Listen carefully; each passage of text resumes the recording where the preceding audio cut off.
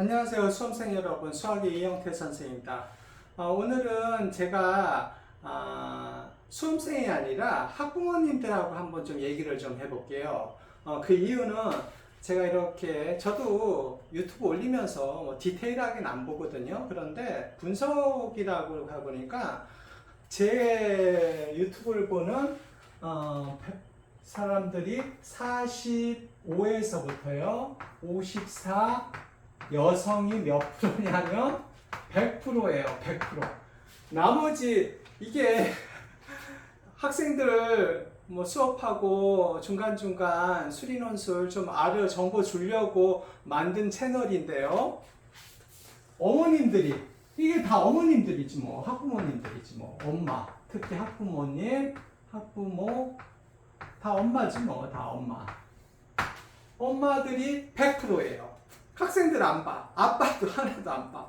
그래가지고 지금 제가 좀 유튜브 하면서 이거 학생들이 봐야 되는데 하면서 좀 황당해가지고 제가 차라리 저 시청자들이 구독자들이 엄마들이 많으니까 엄마들 위해서 한번 좀 제가 좀 간단하기보다도 입시 제도를 쭉 연재하는 것처럼 좀 설명을 해드릴게요. 그래서 고등학교 자녀를 둔 학부모들이 꼭 알아야 할 지식 첫 번째로 먼저 가볼게요.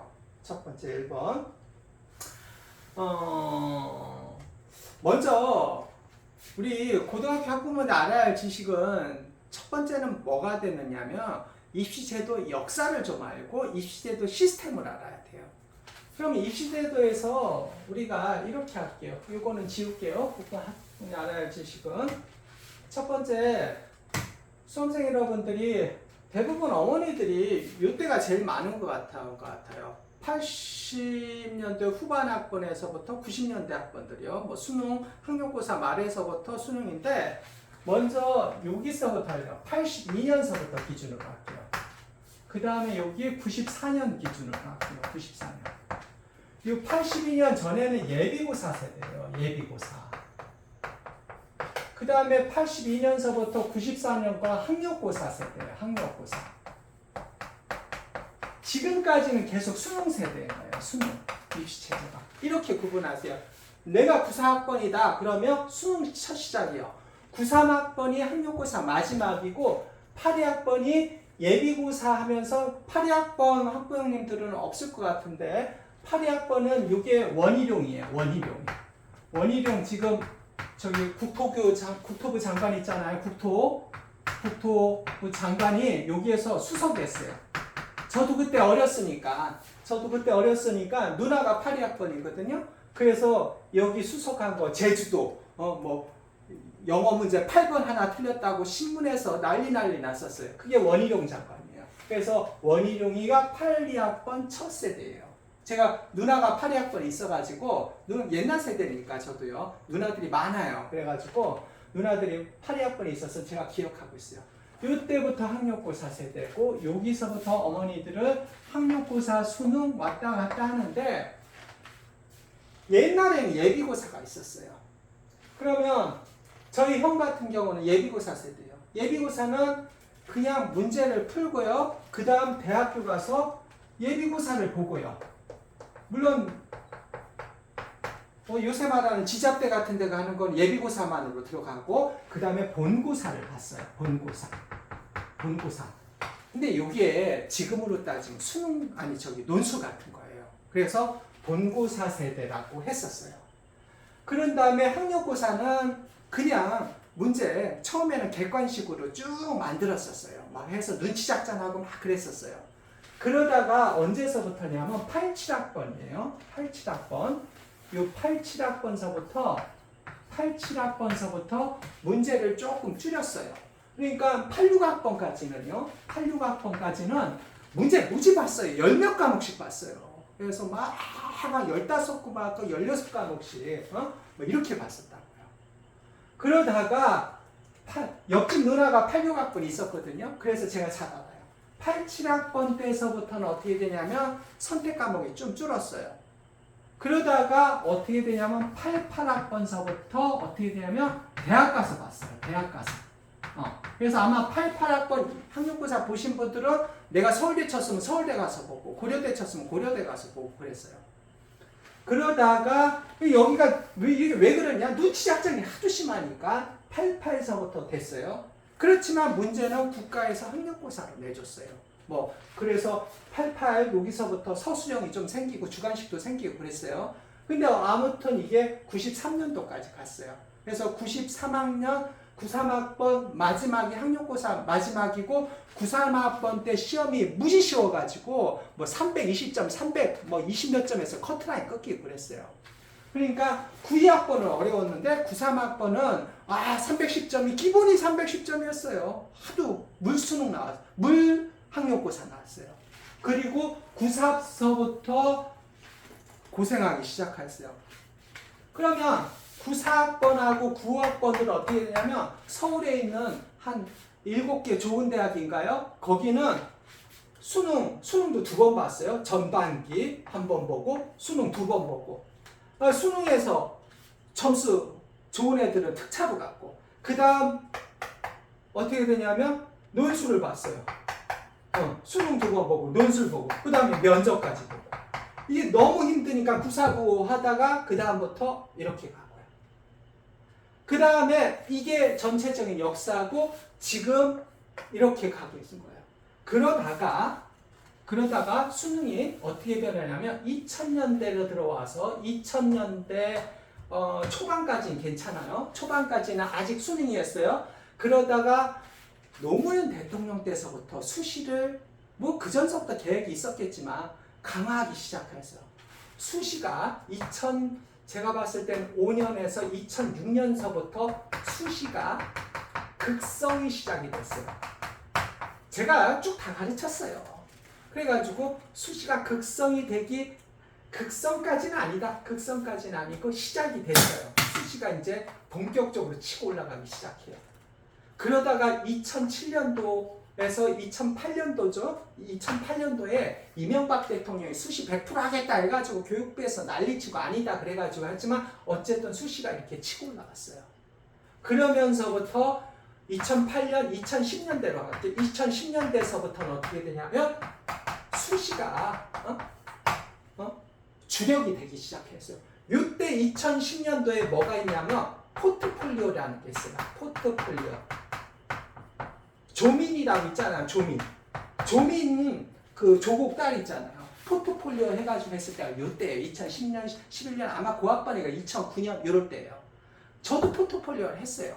물론 자료는 부모님들이 갖다 준 자료 가지고 포트폴리오를 구성을 해줬어요. 저 그 작업 다 해봤어요. 제가 수학 선생님이고 논술 선생님이지만 저 다 해봤어요.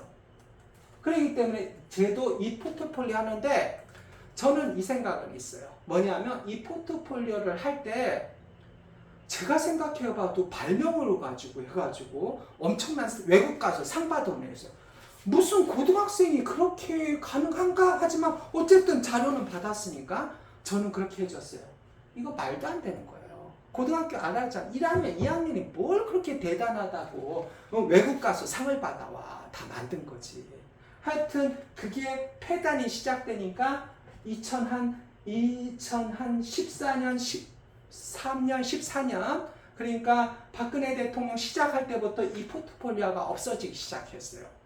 그래서 지금까지 이렇게 쭉 치고 있는 거예요.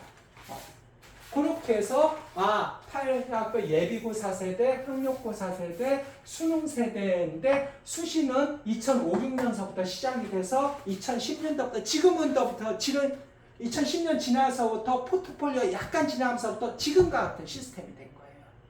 이거를 좀 먼저 아셔야 돼요. 그래가지고 이제 대충 이런 시대였구나를 먼저 아셔야 돼요. 그러면 선생님 뭐 이거 얘기할 것까지 알아요? 아니죠. 알아야지 어떤 스타일로 공부한다는 거를 알아야 될 거 아니야. 그리고 제가 어떻게 되냐면 이 20세대를 가르쳐 드려요. 자, 이렇게 해서 옛날 거는 필요 없고요. 옛날 거는 필요 없고 선생님이 지금 시점에서 얘기를 해드릴게요. 대충 이런 거예요. 그러면 지금 입시제도에서 우리 뭐 요새 유명한 뭐 사이트들 또 메가스터디 많이 잘 가르쳐 주잖아요. 근데 어차피 유튜버는 나를 좋아하는 팬만 있으면 되는 거잖아요. 우리 구독자 분들은 저 같은 경우는 그냥 직설적으로 얘기할게요. 저 어차피 텔레비전에서, 물론 EBS 할 때는, 텔레비전 할 때는 저도 얌전 떨면서 얘기했지만, 저 솔직히 얘기할게요. 우리 그래, 유튜브니까 그냥 얘기하라. 배운 녀석들이 단점이 뭐냐면 말을 교묘하게 이렇게 하고 막 고급스럽게 얘기해요. 그리고 듣는 엄마들은, 저 강남에서 입시 설명회도 많이 했어요. 그럼 어떻게 하냐면 다 하는 것처럼 끄떡끄떡거려. 속으로 하나도 모르면서. 우리 어머님들, 우리 냉정하게 얘기하잖아요. 끄떡끄떡. 뭘 끄떡끄떡이야. 입시 체제가 헷갈리는데.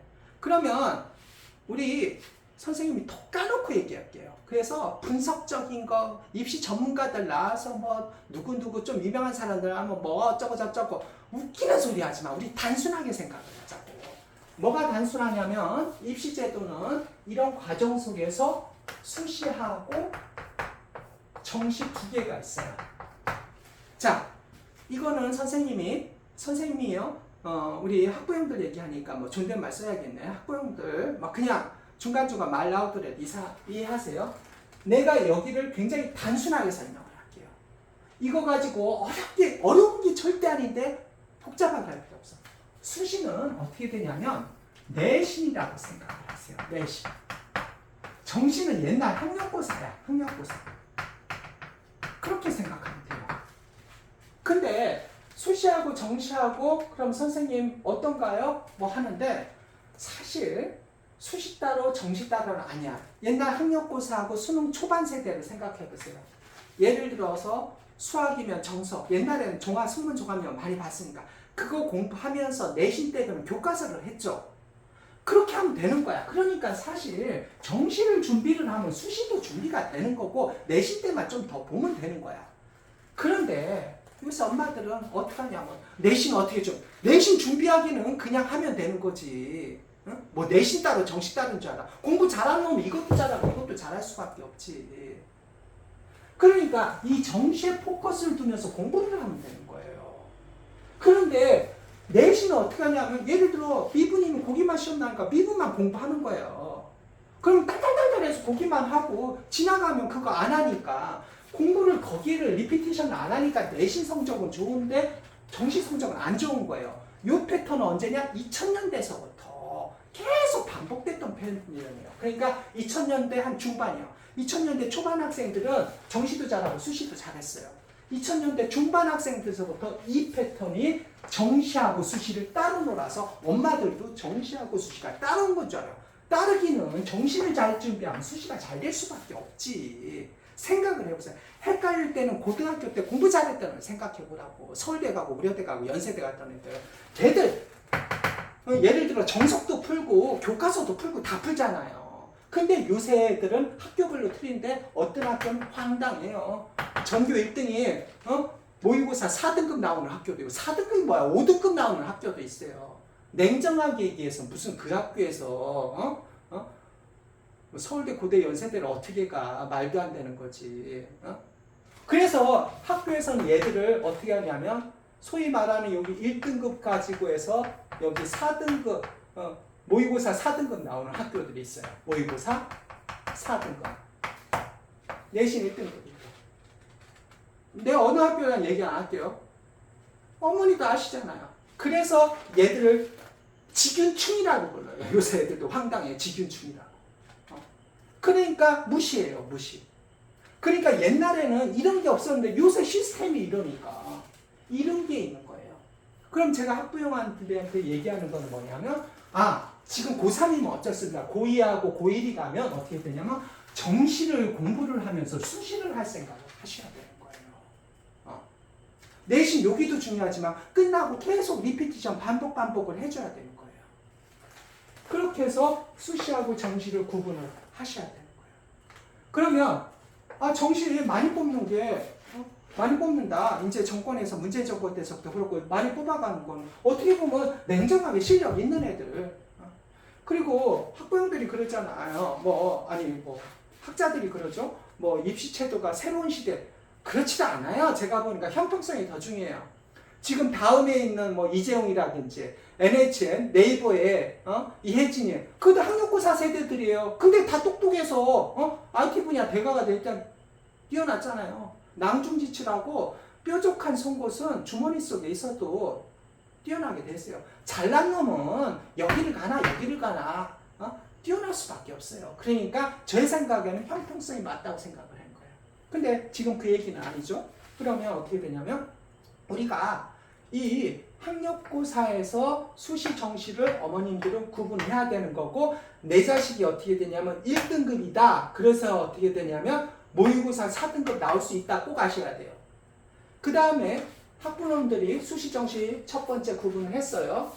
두 번째로는 구분을 해야 되는 게 지금 이게 다 학부모님들이 모르는 게 내신 1등급 그냥 평범한 고등학교를 기준해요. 내신 1등급이면 못하는 건 아니지만 엄청 잘났다고 생각해요. 서울대 간다 이렇게 생각해요. 서울대다. 이 함정을 얘기해 줄게요. 어머니 때는 어떻게 됐냐면 외고 과고가 없었어. 외고 과고 있어봐야 한두 학교 조그만 학교 외고 과고가 없었어. 있어봐야 하나 뭐 대전에 하나 뭐 저기 서울에 하나 정도. 그리고 얘들 카이스트 갔어요. 그런데 그러니까 어떻게 되냐면 반에서 뭐 저희 고등학교 같은 경우는 20명이 서울대를 갔어요. 갔지 뭐 이것저것 합쳐서. 그러니까 서울도 마찬가지였어요. 그러니까 전교 랭킹 20등 안에 들면 상당히 잘했어요. 근데 그 당시는 또 한 반에서 어떻게 되냐면 60명 94학번, 9학번, 93학번도 막 거의 5, 60명의 근처에 갔으니까 한 반에 60명이고 외고 학고도 없었으니까 1등에 반에서 1등서부터 3, 4등까지가 공부 잘했던 애들이야. 근데 지금은 외고 학고가 빠져. 그리고 학교별로도 편차가 나. 그래서 반에서 1등급이 서울대 가는 게 아니란 말이에요. 그렇게 실력이 뛰어나진 않아요. 이거를 몰라가지고 어머님들이 헷갈려지기 시작하고 내 자식이 엄청 잘한 줄을 알아. 이게 문제예요. 제가 지금 해보면. 이건 엄청 문제예요. 그래가지고 제 아는 제 친구죠. 엄청 뭐 의대 가고 뭐 엄청 가고 뭐 잘날 줄 알았어요. 딱 까보니까 세종대가 돼. 세종대 폄하하는 거 아니에요? 엄청 잘났다고. 걔도 1등급이니까 엄청 잘할 줄 아는 거야. 이게 현실이에요. 이거를 모르니까 학부모님들이 이제 버벅버벅거리고 내 자식에 대해서 정확하게 평가를 못하는 거예요. 그리고 학원에 휩쓸리고. 자, 몇 가지 얘기할게요. 첫 번째, 수시하고 정시 구분해야 된다는 거야. 수시는 내신, 그냥 조금만 공부하는 거야. 그러니까 수시에서 점수 잘 나오는 애들이 있어요. 그것만. 그 다음에 정시. 정시가 기본이다. 그래서 공부를 하면 정시를 기본으로 수시를 해야 됩니다. 그 다음에 내신 1등급 잘난 거 아니다. 물론 학교별로 틀리죠. 근데 내가 여기 하는 거는 보편적 기준을 하는 거야. 왜? 과거 외고 빠졌다. 그 다음 옛날엔 60명이지만 지금 30명이다. 그러니까 내 자식이 반에서 3등이다. 엄청 잘하는 거 아니야? 옛날에 따지면 9등, 10등이라고 생각하세요. 그게 머릿속에 없으면 이게 헷갈려지기 시작하고 내 자식을 정확하게 평가를 못하는 거야. 그러면서부터 학원에 질질질질 끌려다니고 이렇게 하면 잘할 것 같고. 자, 제가 이거를 너무 또 길게 하면 수험생 여러분들이 어머니들이 듣다 말으니까 이것도 한 뭐 15분에서 20분도 끌어서 하는 건데 제가 중간중간 계속 요약을 좀 해드릴게요. 먼저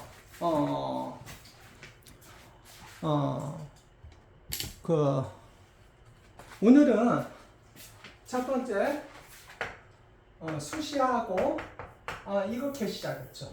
역사, 입시 역사부터 공부했고요. 두 번째로는 수시하고 정시 구분해줬어요. 일단 고3은 어쩔 수 없고 고1을 기준으로 정시를 기준으로 공부를 하면서 수시를 정복해야 된다는 거. 그래야 좋은 데를 가고 논술도 정시를 공부해야 된다는 거. 그 다음에 세 번째로는 어떻게 되냐면 냉정하게 평가. 냉정히 평가. 냉정히 평가. 해서 1등급 별거 없다. 물론 1등급이 내가 말하는 거 1등급이 잘한 거죠. 그러면 1, 2등급으로 할까요? 1, 2등급, 1, 2등급 별거 없다 이거예요. 부모님들 머릿속에는 옛날 생각한다고. 옛날 수능 세대 94학번들, 93학번들 학력고사에서 그때 1, 2등급은 공부 굉장히 잘하는 애들이에요. 근데 지금 1, 2등급 외고 빠졌어, 과거 빠졌어. 그 다음에 학교 가지고 이름장 또 이거는 너무 내가 얘기하면 나중에 또 그 대학 다닌 사람도 욕할 먹을 수 있으니까 나중에 또 얘기를 해드릴게요. 일단은 오늘 첫 번째는 입시 역사, 수시 정시, 냉정히 평가. 그 다음에 하나만 더 할게요. 학생들 상태. 학생들 어떤 의지가 많이 떨어져요. 요거는 부모님들이 어떠한 부유해서 그런 것 같아요. 헝그리 의식이 어떻게 되냐면 옛날에 비해서 없어요. 가령 이런 거예요. 부모님들은 학원비 뭐 국어도 듣고 수학도 듣고 하면 90만 원, 뭐 100만 원 이렇게도 나오잖아요. 그런데 제가 애들한테 이렇게 얘기하다 보면 애들이 이래요.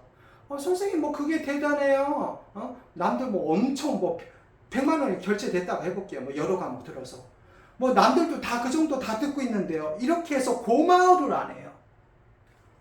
우리 옛날 같았으면, 어머니 세대 옛날 같았으면 과외 조금 하면 엄마 돈 아까워해가지고 막 근성 가지고 더 덤비는데 요새는 그게 아니라 그냥 다니는 거야. 그냥 하고. 그래서 이 학생들 의지도 어떻게 되냐면 많이 떨어져 있어요. 이거를 먼저 아셔야 돼요.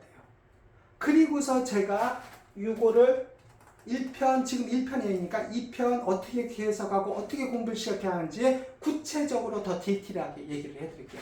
첫 번째, 입시 역사 얘기하고요. 수시 정시를 포커스에 두는 거. 세 번째는 냉정히 평가해라. 1, 2등급 별거 없어. 물론 과거에고는 잘하죠. 그러니까 보편적인 걸 기준으로 해요. 엄마 시대 때, 나 전교 그때 10등 했던 애들 엄청 잘했어. 지금 10등 일반고 기준으로 엄청 잘하는 애들 아니에요. 그냥 평타치야. 옛날로 따지면 60등, 50등 전교 했던 애들이에요. 지금 학생들 의지 옛날 애들 아니에요. 그리고 헝그니까 배고프고 근성이 있어야 달라드는데 일단은 배가 불러요 애들이. 성공에 대한 의지도 없고. 제가 말한 거 몇몇 똑똑한 애들 아니에요. 근데 저하고 온라인 강의를 듣는 애들은 아니에요. 제가 엄마들하고 상담해보고 학생들하고 생각해보면 다 근성이 있어요. 그럼 뭐 다 의학대를 원해요. 또. 그러니까 저도 오히려 더 좋은 것 같아요. 저도 이런 거죠. 자, 이렇게 네 가지만 얘기하고 다음 2편에서 어떤 식으로 상황에서 어떤 형태가 일어나고 어떻게 학부형들이 해줘야 되고 이 위기를 어쨌든 좋은 데 가야 되잖아요. 뭐 좋은 데가 옛날만큼 결과는 안 들더라도 대안이 없잖아요. 그러니까 우리 학생들을 어떻게 실력 올린지에 대해서 구체적으로 현실과 연결을 해드릴게요. 그리고 제가 복잡하게 얘기 안 할게요. 뭐가 떴다 학생부 종합에서 뭐가 빠지고 그거 필요 없어요. 단순하게 해드려도 옛날하고 똑같아. 디테일은 나중에 잡아도 돼요. 큰 틀만 먼저 이해를 하세요. 자, 다음 시간에 또 2편에서 또 설명드리겠습니다.